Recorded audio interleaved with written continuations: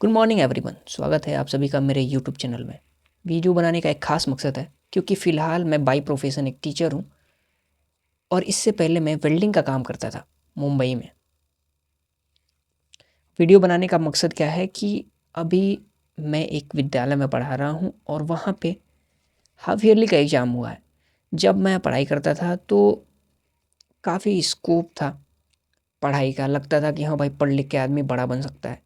लेकिन कुछ रीज़न की वजह से, मेरी ही गलती की वजह से मुझे मुंबई जाना पड़ा क्योंकि मैं बहुत डर गया था अपने जीवन को लेकर। तो मैं भाग गया मुंबई। लेकिन जब मैं वहाँ से आया तब मैंने देखा कि यार गाँव का माहौल एकदम ख़राब हो चुका है। यहाँ पर लड़ाई झगड़ा के अलावा और कुछ नहीं बचा है।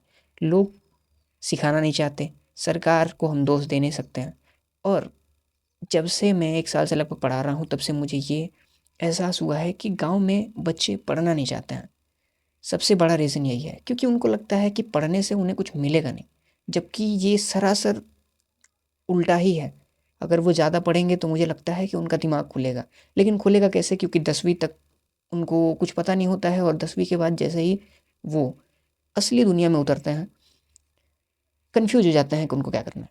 तो वैसे ही मैं आपको दिखाने वाला हूँ कि अभी हाल-फिलहाल मैंने कुछ कॉपियाँ चेक की हैं, जिसमें मैंने टॉपर स्टूडेंट को उठाया है, जो कि एक नॉर्मल विद्यालय से हैं, गाँव के विद्यालय से। और मैं आपको दिखाना चाहता हूँ कि देखिए, जो ज़्यादा पढ़ने वाले हैं, उनकी हालत क्या है। जैसा कि आप देख सकते हैं, ये 2 लोग पढ़ने में काफ़ी तेज़ हैं, जिनके 70 में से 59 मार्क्स आए हैं और इनके 55 मार्क्स आए हैं। अब मुझे यहाँ से एक चीज़ समझ में आ गया है, या तो ये हमारे पढ़ाई में दिक्कत है, यानी मेरे पढ़ाने में दिक्कत है और बाकी टीचर्स की भी, या फिर वो लोग पढ़ना नहीं चाहते, या फिर हम वो माहौल नहीं तैयार कर पा रहे हैं जो उनको चाहिए।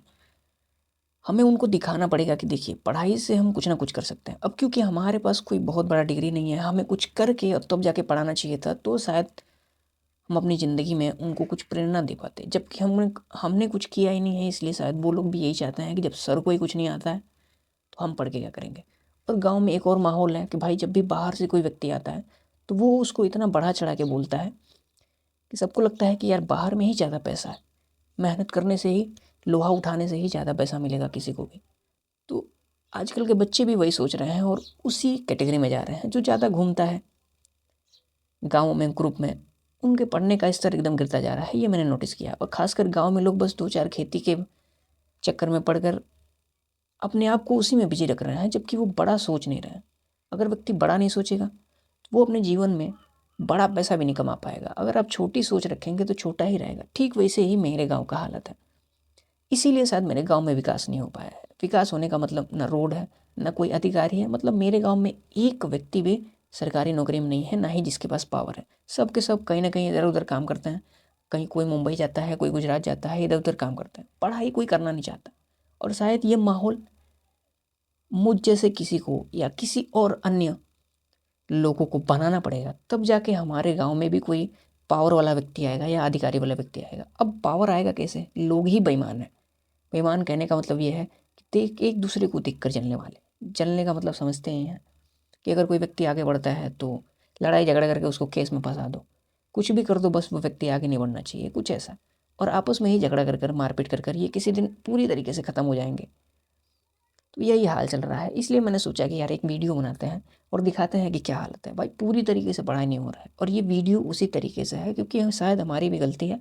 हम वो माहौल तैयार करके नहीं दे पा रहे हैं, या फिर हमें बहुत ज़्यादा मेहनत करना चाहिए। उनको दिखाना चाहिए कि देखो, पढ़ने से कुछ ना कुछ होगा। तभी उसमें से 2-4 स्टूडेंट तो ऐसे होंगे जो वाकई में पढ़ाई करना चाहते होंगे। तो आज के लिए बस इतना ही।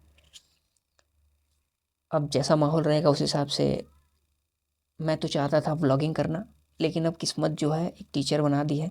तो मैं सोच रहा हूँ 2-4 दिन और बढ़िया से मेहनत किया जाए ताकि किसी न किसी का उद्धार कर दिया जाए। जाना तो है ही, मुझे भी लोहा ही उठाने जाना है, लेकिन मैं लोहा नहीं उठाऊँगा भाई। यहाँ से डिग्री विग्री लेके जाऊँगा, कुछ ना कुछ करके तो जाना ही है। यहाँ से बढ़िया काम करना है ताकि देश का भी भला हो और अपना भी भला हो और सब खुश रहें। तो आज के लिए बस इतना ही। धन्यवाद। मिलते हैं किसी और वीडियो में।